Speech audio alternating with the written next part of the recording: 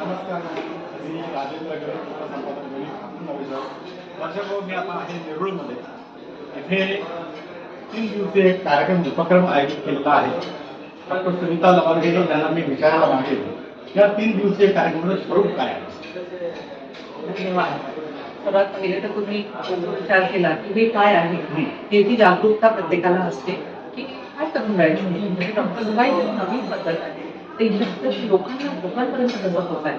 मला नेहमी असं वाटतं की पब्लिक पर्यंत जायला मीडिया सर्वात बेस्ट आहे. तर हे मिक्सिंग ऑन दिलं आहे ते क्रॉनिक पेन मॅनेजमेंट म्हणजे दीर्घकालीन वेदना जी असते तिच्यावरचे लोकांना काय वाटतं दीर्घकालीन वेदना म्हणजे काय, औषधं घ्यायची आहे आणि आपल्याला चालायचं नाही.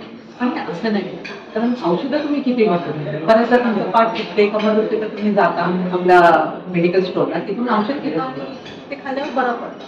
पण जे दुखणं जी वेदना 3 महिन्यापेक्षा जास्त काळ औषधं घेऊन सुद्धा आराम पडत नाही, त्यांना आपण दीर्घकालीन या उपचार पद्धतीने तीव्रता कमी होते असं आपल्याला सांगण्यात आलं.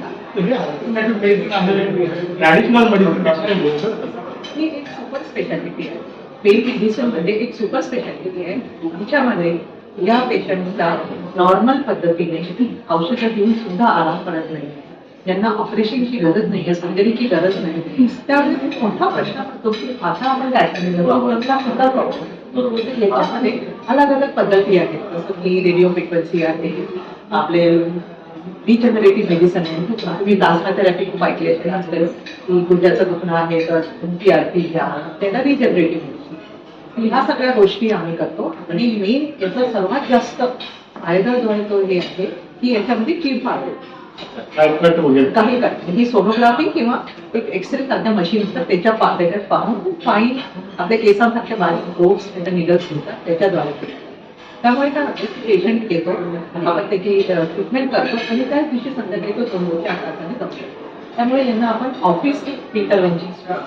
मला आणखी एक प्रश्न असा विचारायचा वाटत की नेहमीची उपचार पद्धती त्याचा काय विषय घेतला, कारण शेवटी सामान्य माणूस काही सगळं लागतं. त्याला तुम्हाला एक सोपं उदाहरण देतो. पाठीचं दुखणं आहे, नस कापली आहे, मी काय करतो ऑर्थोपेडिक सर्जरी तो त्याला ह्या गोष्टी त्यामुळे काय की तो सगळं ऑपरेशन त्याच्यानंतर checkup, operation theatre, surgeon charges 5-6 दिवसाचा हे सगळं ह्या जे आपले इंटरव्हेन्शन करतो ह्या इंटरव्हेन्शन अलग अलग नाव आहे ते आता अर्ध्यापेक्षाही कमी आपल्या क्वालिटी ऑफ लाईफ.